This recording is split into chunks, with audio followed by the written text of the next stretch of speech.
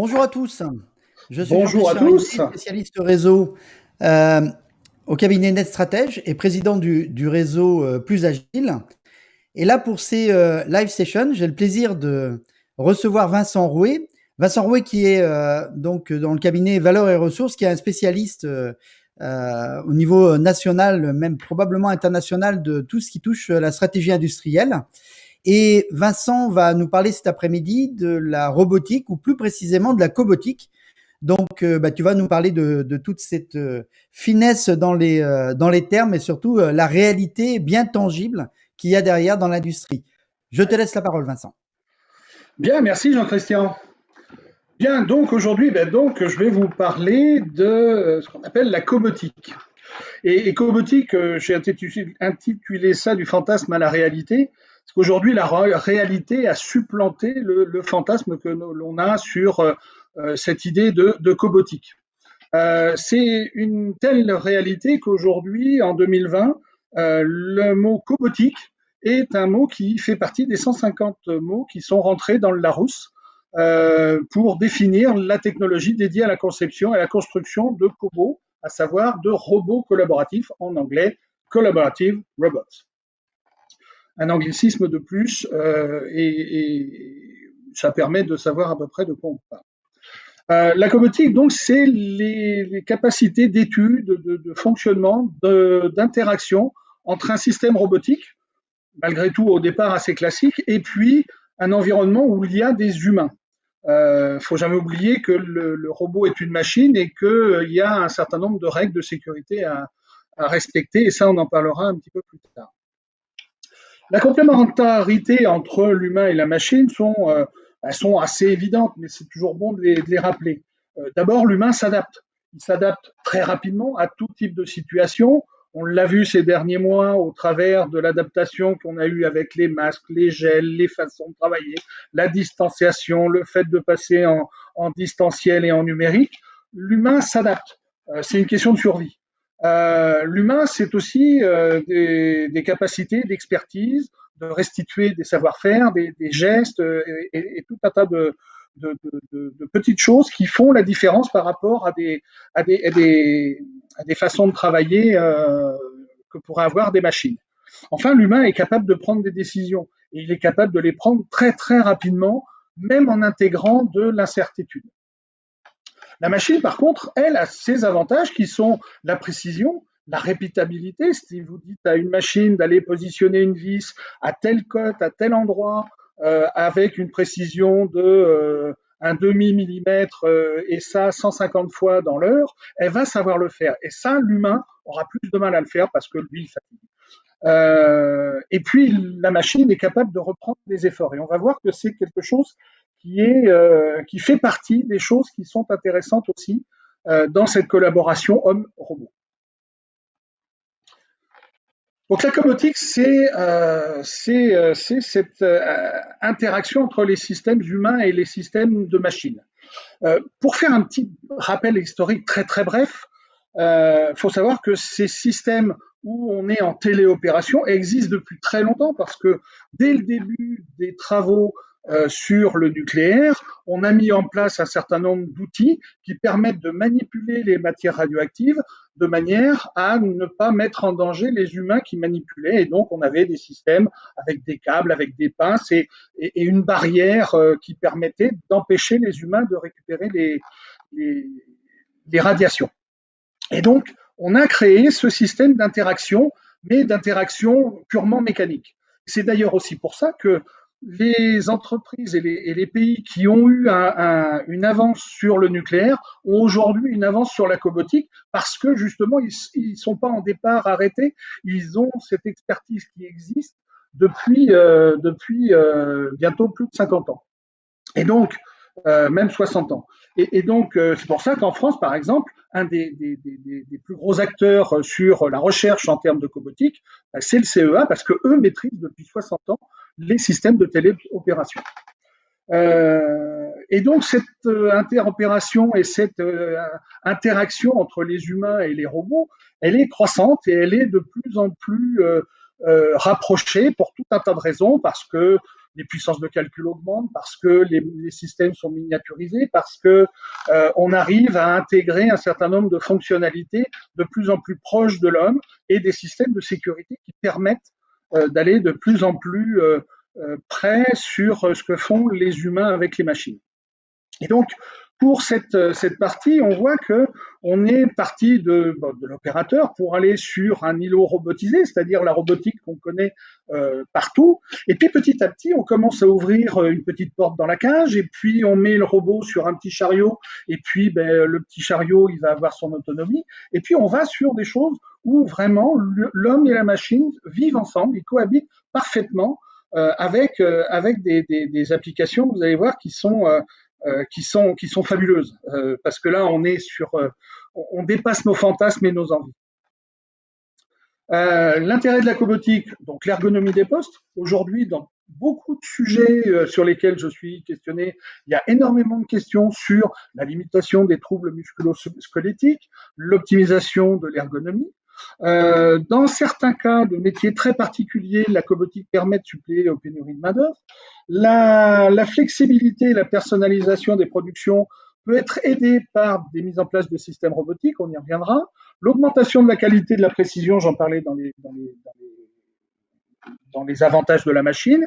Et puis, malgré tout, on s'est rendu compte que le fait d'avoir des systèmes où la machine et l'homme fonctionnent ensemble améliore de manière notable la productivité. Et quand on dit notable, on est dans des améliorations autour de 20% qui sont constatées.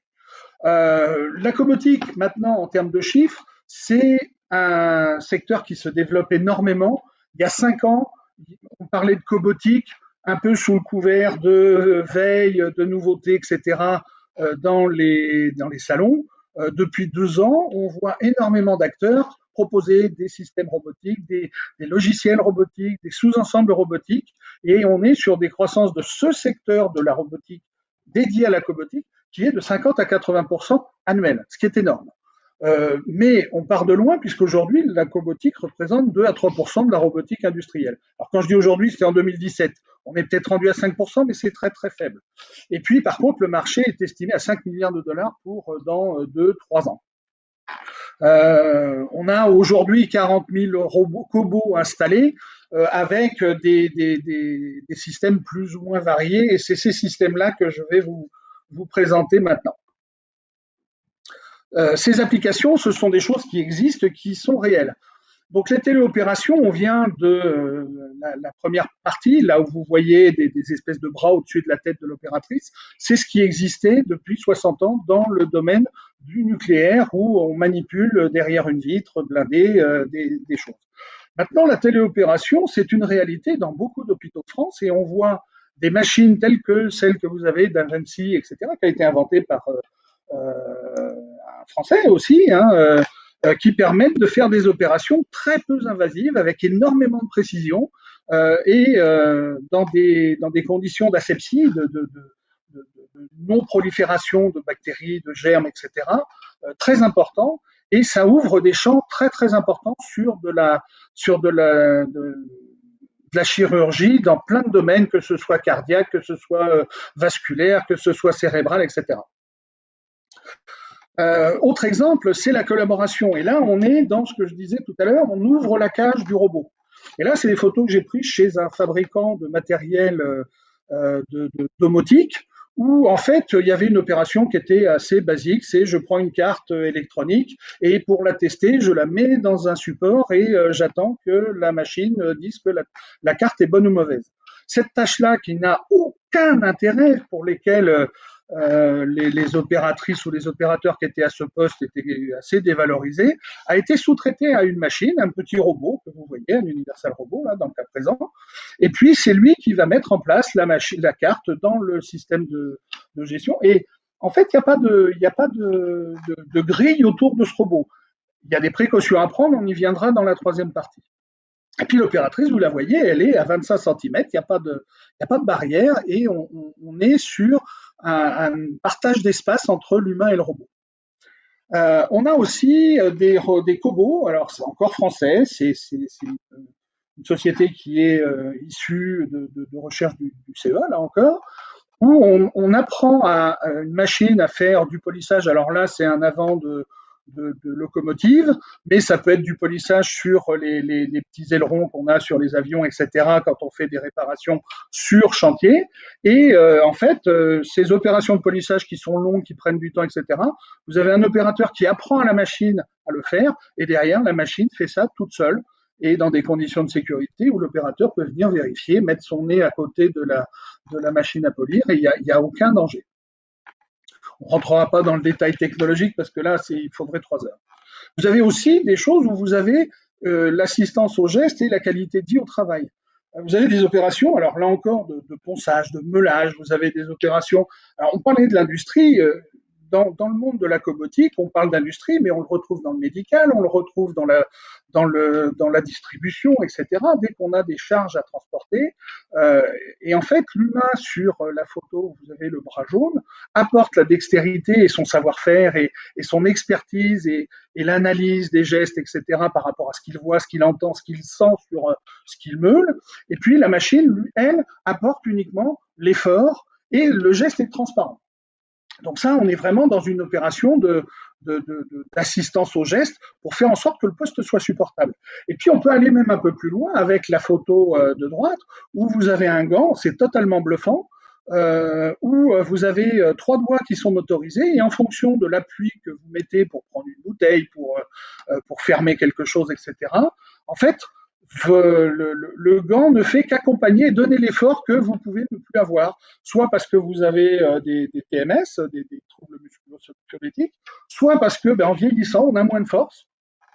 Et ces applications-là ne sont pas uniquement à destination industrielle.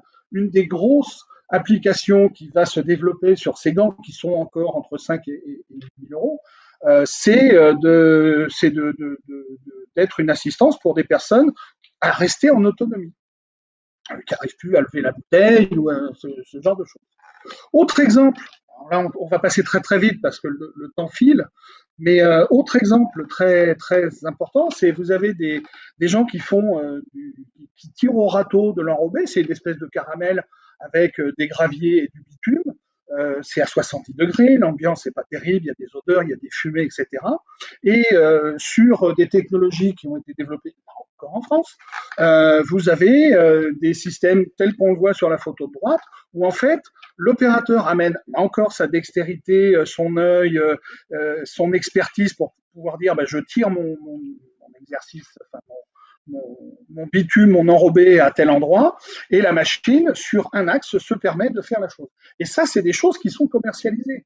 C'est-à-dire qu'on n'est plus dans le fantasme, on n'est plus dans la recherche comme on était il y a encore 5 ans, on est sur des machines qui ont un prix qui commence à être accessible, on est sur quelque chose autour de 25 000 euros, et encore ça va baisser, et ça baisse tous les jours. Et c'est des machines qui intéressent énormément les entreprises de travaux publics, autoroutières, les Vinci, etc., parce que le parc de personnel qui font ces opérations-là, ils sont comme nous tous, ils vieillissent chaque jour d'un jour, et arrive un moment, le boulot de tireur au râteau devient difficilement compatible avec des personnes qui ont 50 ans, etc. C'est vraiment de l'amélioration de qualité de vie au travail. Et puis, le stade ultime qui va sur l'assistance, sur le fait de dire je profite de l'effort supplémentaire que sait faire la machine, c'est l'augmenter. Alors au départ, les grandes études qui ont été menées sur les exosquelettes étaient militaires, avec des cahiers des charges du genre un soldat doit pouvoir courir avec 200 kilos sur le dos pendant 600 mètres avec une autonomie et pouvoir ramener du matériel, un camarade blessé, etc., etc. Et puis, de fil en aiguille, on est venu à travailler, là encore, sur la qualité de vie au travail, sur le fait de, plutôt que de prendre un pont roulant pour trimballer une grosse pièce de métallurgie, on a des opérateurs qui ont des exosquelettes et qui vont chercher des grosses pièces sans avoir à faire appel à des systèmes de manutention qui prennent du temps, qui font baisser l'efficience de leur travail. Et puis la dernière photo complètement à droite, c'est beaucoup et de plus en plus appliqué sur toutes les plateformes logistiques. Donc là, on est un peu en dehors de l'industrie, mais on est quand même dans quelque chose qui est très très très développé et qui s'est encore plus développé avec la crise Covid, c'est-à-dire que l'appel au système aux commandes par Internet, au fait de faire appel aux plateformes logistiques, etc., eh bien, le volume a augmenté. On n'augmente pas dans les mêmes proportions les personnels de ces plateformes-là, donc il faut augmenter en efficience, en volume, etc., sans pour autant détruire les personnes qui sont sur site, bien entendu. Et donc, l'exosquelette fait partie de ces choses-là. Et puis, en dérivé, et là on quitte complètement le monde de l'industrie ou du secteur marchand, mais on est sur un fol espoir, c'est-à-dire que de l'homme augmenté, on peut passer à l'homme réparé. Et il y a depuis 4-5 ans maintenant des expérimentations qui sont de plus en plus industrialisées et qui finissent par voir le jour, où on voit des gens qui n'ont pas marché depuis 5 ans, 10 ans parce qu'il y a eu un accident ou il y a eu une maladie et qui aujourd'hui, grâce à ces exosquelettes, commencent à remarcher. Et là, on n'est plus dans le domaine de la ferraille, on est dans le domaine, enfin ça vous touche directement dans votre âme d'humain en disant, ben oui, c'est possible. Et là, il y a des gens qui sont très forts sur ça en France, toujours. En Israël, il y a une société qui se débrouille très bien aussi. Et puis, il y a des Américains, il y a des Coréens. Enfin, globalement, il y a 4-5 pays dans le monde qui développent ce genre de technologie. Et tout ça, c'est lié au numérique. Et tout ça, ça va permettre à des gens qui peut-être ont eu le Covid, ont aujourd'hui des difficultés pour se mouvoir, eh bien, de pouvoir avoir une vie presque normale. Il ne faut pas non plus exagérer, on est équipé, mais avec des équipements de ce type-là. On est dans la même logique que le gant que je vous ai présenté tout à l'heure. Donc ça, ce sont des réalités. Il y a des choses qui sont encore en développement, mais qui commencent vraiment à voir le jour. Donc ça, c'est vraiment de dire la cobotique, c'est plus un fantasme, c'est plus un rêve, on est dedans et ça va très vite parce que on a passé ce qu'on appelle le gouffre de la mort en développement, c'est-à-dire les millions d'investissements qu'il faut faire, etc. Par contre, pour intégrer de la cobotique dans une entreprise, il y a un certain nombre de choses à identifier. La première chose, c'est si on veut faire de la cobotique quelque part, il faut savoir sur quelle tâche on va faire de la cobotique.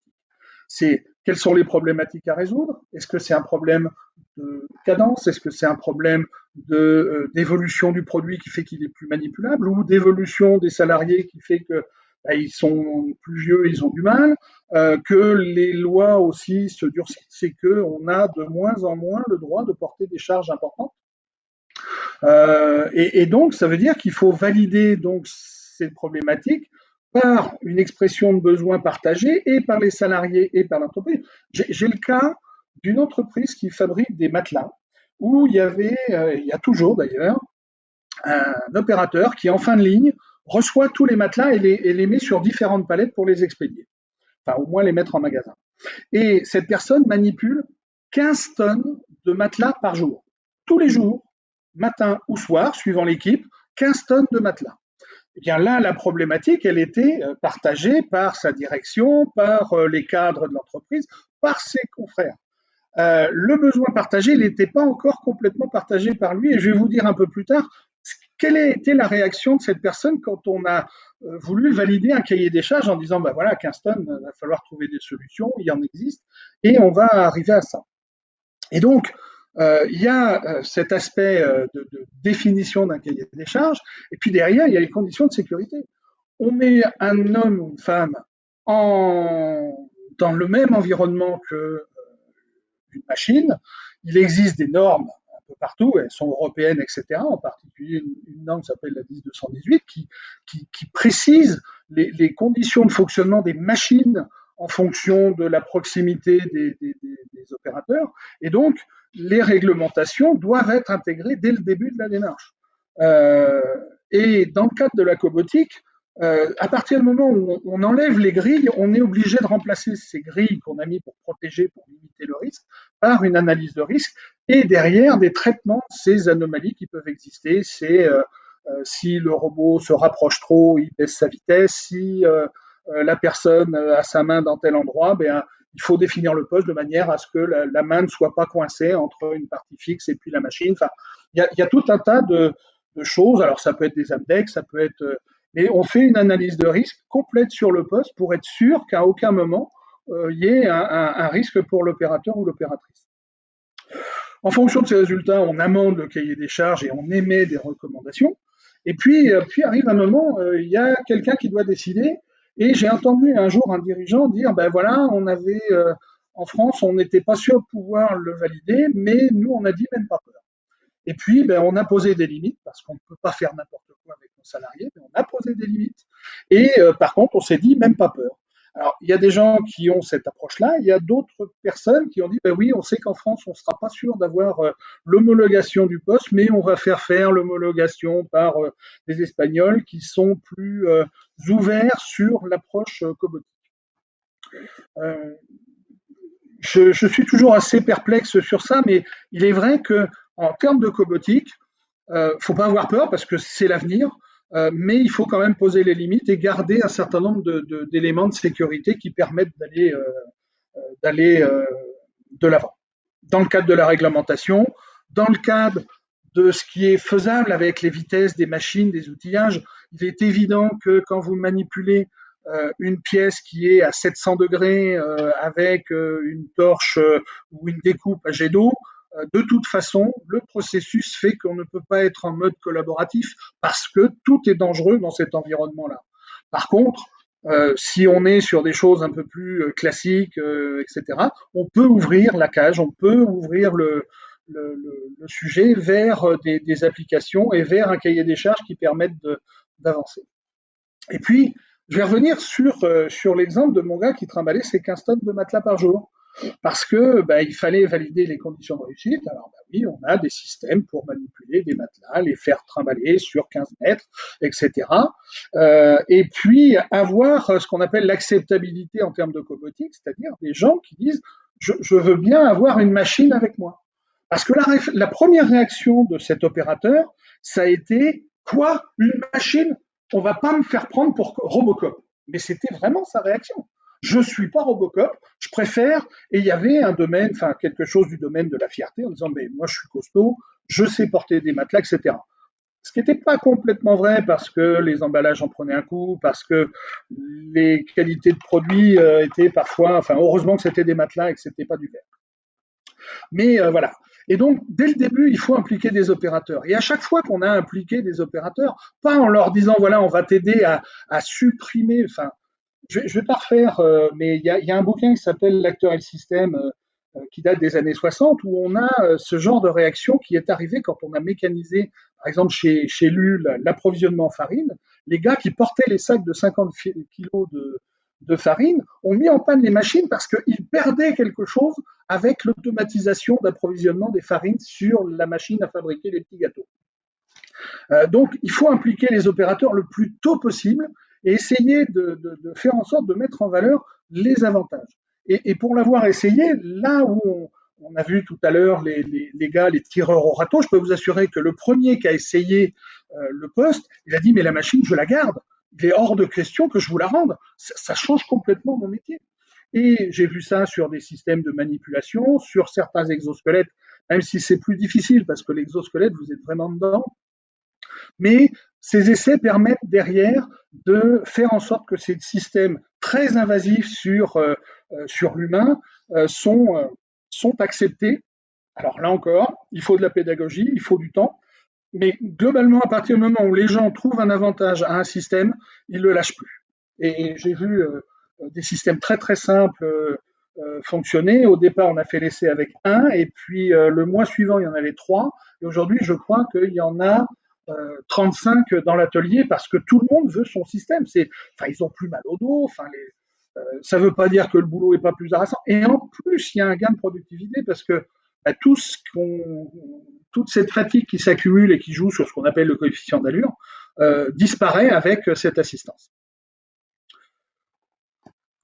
Donc les conditions de réussite pour mettre en place des systèmes cobotiques, après je vous ai dit, il y en a des dizaines de modèles, c'est l'adaptation aux tâches à réaliser, ne pas se tromper, mais ça c'est vrai aussi pour de la robotique, c'est-à-dire que si vous faites une étude d'opportunité ou si vous ne la faites pas et vous dites ah ce poste-là c'est celui qu'il faut, etc. En fait c'est celui d'à côté parce que il pose problème en qualité, il pose problème en qualité de vie au travail, il pose problème en termes de régularité, enfin tout ce qu'on veut.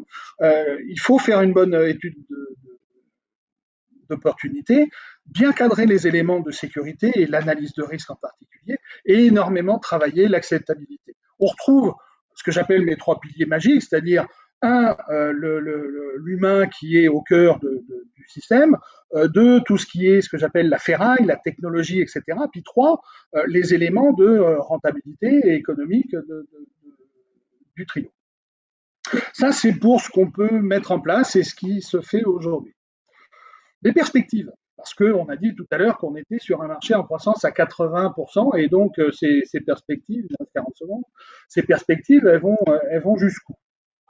Il y a une étude qui a été faite par un constructeur automobile, PSA, pour ne pas le cacher, en 2015, sur les différents éléments, et on retrouve la part des exosquelettes, d'assistance au geste ou de partage de tâches ne représente chacun que 10%. Par contre, le partage d'espace, c'est-à-dire faire à la machine les tâches les plus ingrates ou ennuyeuses, et puis avoir à côté l'opérateur qui, lui, apporte sa vraie valeur ajoutée, c'est vraiment 50% de la chose. Après, il y a les machines autonomes. Au travers du Covid, il y a eu un petit reportage sur Industrie et Technologie cette semaine où on montre que les machines autonomes ont pris leur place parce que elles permettent d'augmenter la distanciation sociale, elles permettent d'aller désinfecter les éléments. Comme il y a eu énormément de personnes malades, eh bien, il a fallu amener des éléments cobotiques, soit pour retourner les malades, soit pour leur faire de la compagnie, etc., etc. Enfin, on sent qu'il s'est passé beaucoup de choses autour de ces domaines cobotique, robotique collaboratif. Voilà. Et puis, derrière, en termes de petite semi-conclusion, malgré tout, on se rend compte que quels que soient les éléments technologiques dont on dispose, on l'a vu tout à l'heure pour tout un tas de raisons, l'humain reste irremplaçable. Il faut pouvoir compter sur l'humain, sur la maîtrise de son cœur de métier. On ne devient pas soudeur en 5 minutes, c'est des années de pratique, d'entraînement. On commence à avoir, grâce à la technologie qui se développe, des solutions qui commencent à être accessibles aux PME, et c'est souvent les questions, c'est oui, mais les budgets, c'est quoi, monsieur? On parle plus de budget de 200, 300, 400 000 euros. Il y en a, bien sûr, mais on commence à avoir des solutions à partir de 5, 3, 10 000 euros grand maximum, ce qui fait que, et c'est sur étagère, il n'y a pas besoin d'avoir un service de développement. Ça permet d'augmenter l'attractivité de certaines tâches ou de certaines entreprises. Là, on est plus sur de la RSE, mais globalement, ça fait partie du sujet. Ça veut dire qu'il faut avoir des bases de numérisation malgré tout dans l'entreprise qui existent, c'est-à-dire qu'on est avec des systèmes qui, s'ils sont dans la cobotique, ils sont aussi parce qu'ils pédalent en termes de calcul. On améliore les conditions de vie au travail et on améliore la productivité. C'est-à-dire qu'on essaye, on arrive malgré tout sur beaucoup de sujets à cocher beaucoup de cases je ne vais pas dire d'un monde idéal parce que ça n'existe pas, mais de choses qui sont différentes de ce qu'on a connu par le passé. Souvent, on était l'attractivité au détriment de la productivité ou au détriment de la QVT. Et comme petite conclusion, la cobotique, on est vraiment sur une nouvelle approche. On n'installe pas un cobot comme on installe un robot, c'est vraiment différent. Même si les technologies sont très très proches et il y a beaucoup de choses qui sont communes, mais c'est quelque chose qui va permettre d'augmenter l'agilité, qui va permettre de travailler de manière plus étendue quand on est sur des systèmes de distribution, de robots autonomes qui vont se permettre de travailler sur de la logistique, etc. Et puis, plus durable, parce que on limite les rebuts à cause des problématiques de qualité, on limite les jours d'arrêt de travail, on limite la fatigue du personnel. Enfin, ça a quand même beaucoup d'avantages. Maintenant, ça reste une petite activité, mais qui est énormément en développement. Et l'idée de cette petite conférence aussi, c'est de bien faire l'état des lieux et de dire que, attention, un cobot n'est pas un robot et donc il y a quelques précautions à prendre pour pouvoir réussir sa cobotisation. Voilà, je vous remercie. Merci à toi, Vincent. J'adore tes conférences et tes webinaires parce que c'est toujours plein d'exemples et je trouve ça absolument génial. Donc, je te remercie parce que n'étant pas un spécialiste, je me dis, j'ai l'impression que j'ai compris. Bon, après, il faudrait que j'aille dans une usine pour voir. Oui, Non, mais c'est génial. Vraiment, je te remercie. il y a quelques questions là qui devraient être intéressantes. Alors, il y en a une, ça concerne la façon de financer tout ça. Tu as sous-entendu qu'il y avait des aides, et je sais que toi, tu es dans beaucoup de dispositifs dans différentes régions de France et avec la BPI pour accompagner les entreprises. Alors, j'imagine qu'il y a qu'il y a des financements pour le matériel. Est-ce qu'il y a aussi du financement pour tout ce qui est études de faisabilité en amont? Parce que là, tu as parlé effectivement du fait qu'il fallait que ce soit vraiment adapté, ce qu'on va. Alors, il existe de toute façon toujours des programmes dédiés à ce qu'on appelle l'industrie du futur. Et là, on est en plein dedans. C'est une des briques de l'industrie du futur. Il existe aussi, alors, suivant les, suivant les financeurs, le nom n'est pas exactement le même, mais là, il n'y a pas très longtemps, j'ai fait une proposition avec un titre qui s'appelle Post-Covid. Et en fait, on était vraiment sur une logique de dire, voilà, l'entreprise va être obligée de changer ses pratiques. On a des précautions à prendre et comment on peut les intégrer avec les contraintes, les nouvelles contraintes que l'on va avoir, et on va pas les avoir que pour 3 mois. Faut pas se faire d'illusions, même si c'est, je suis le premier à être agacé par ça, mais c'est comme ça a changé. Quand ça change, ça change. Faut pas se laisser démonter. Et donc, il existe même chez les OPCO des systèmes de financement. Et puis, de manière beaucoup plus large, les financements régionaux qui ont la main sur ces éléments-là sont toujours très en phase avec tout ce qui est robotique, machine intelligente, etc. D'accord. Et alors là, comme tu parles de post-Covid, ça m'amène une question qui est un petit peu, alors c'est un peu un serpent de mer depuis quelques mois. C'est est-ce que cobotique va vouloir dire relocalisation? Alors déjà, c'est le rêve de beaucoup. De la relocalisation de tout, je suis pas sûr. Mais on sent bien que c'est un levier. Euh, sur certaines opérations, on se rend compte que le bénéfice d'une délocalisation s'est atténué avec le temps, parce que les gens chez qui on a délocalisé ont leur niveau de vie qui a augmenté, les salaires ont augmenté. Et donc, il y a un certain nombre de choses, mais il y a eu déjà des programmes il y a 7 ans, je crois, qui s'appelait Robocalisé. Donc, on n'était que sur le robot, ça avait ses limites.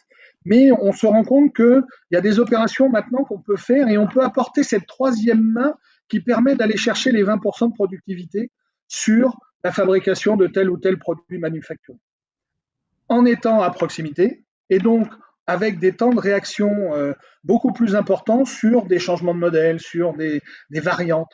J'ai été l'autre jour questionné sur des gens qui veulent personnaliser de plus en plus leurs produits. Vous le faites pas quand vous êtes à 6 semaines de bateau ou 8 semaines de bateau sur de la personnalisation. Aujourd'hui, le temps, tu le sais très bien, Jean-Christian, le temps, il est celui de l'Internet. J'appuie sur le bouton, j'ai pas.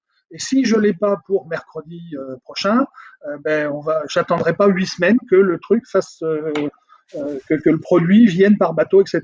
Et donc là, il y a des solutions qui existent et qui permettent justement d'améliorer l'agilité des productions. Donc là, t'as parlé de budget à un moment donné, tu as fait allusion à des budgets. Alors évidemment, c'est des ordres d'idées, j'imagine. Ça veut dire que là, aujourd'hui, si je suis une PME, j'ai déjà une offre de choses qui sont, entre guillemets, sur étagère. Je suis pas obligé de rentrer dans des développements. Alors, c'est ça que tu nous dis. Oui, parce que depuis, ça fait maintenant presque 10 ans que j'interviens sur ces sujets-là pour les programmes Industrie du futur, Usine du futur, enfin, on peut les appeler comme on veut. Il y a encore 5 ans, il y a plein de produits que j'ai présentés là qui n'étaient pas encore complètement développés. Il y a une échelle de développement qui s'appelle l'échelle des TRL et 1, c'est j'ai une idée, 9, le produit existe comme le capuchon de ce crayon. Et il y a encore 3-4 ans, les produits étaient à l'échelle 7-8, c'est-à-dire qu'il fallait encore les valider. Aujourd'hui, ils sont dans les catalogues des marchands de systèmes, de systèmes robotiques, d'accessoires pour les robots, de logiciels spécifiques, etc. Donc on est vraiment sur étagère. Et donc à partir du moment où on est sur étagère, on est sur des produits certes plus standardisés, mais l'aspect cobotique permet de dire, avec des produits standards, ce qu'apporte l'humain, je vais pouvoir faire de la diversité à moindre coût. D'accord. Alors, j'ai une dernière question pour toi, parce que là, on est en Nouvelle-Aquitaine. Ouais. Je sais que c'est une des régions sur lesquelles tu interviens. Au-delà de l'aspect financier, bon, on a parlé du fait qu'il y avait des aides. Qu'est-ce que tu conseillerais à quelqu'un qui a une PME pour essayer de jouer un peu collectif sur sa démarche? Est-ce qu'il y a des moyens par des clubs, par des assos? Est-ce qu'il y a des Je, dispositifs hors enfin, financiers? on est en Nouvelle-Aquitaine, je leur dirais de se rapprocher de l'ADI ou de leur CCI, qui sont les interlocuteurs sur le territoire du programme Industrie du futur. Alors là, on est parti sur une troisième vague du programme Industrie du futur en Nouvelle-Aquitaine, et c'est un des programmes les plus, pour moi, les plus complets qui existent dans ceux que je connais. J'en ai fait quelques-uns, que ce soit dans plein d'autres régions de France, et avec une dynamique qui est très importante et qui fait du bien parce que la vague elle pousse et ça va vite. D'accord. Bien, ben, je te remercie beaucoup. J'imagine qu'on pourra éventuellement envoyer au live session, aux administrateurs des liens utiles vers ces différents dispositifs-là, parce que ce sera intéressant effectivement que les gens aient un petit peu une récap de tout ça. Merci beaucoup C'est Vincent, totalement merci à faisable. toute l'équipe des live sessions de nous avoir donné ce temps de parole. Et je rends l'antenne aux prochains intervenants qui attendent. Merci à lui.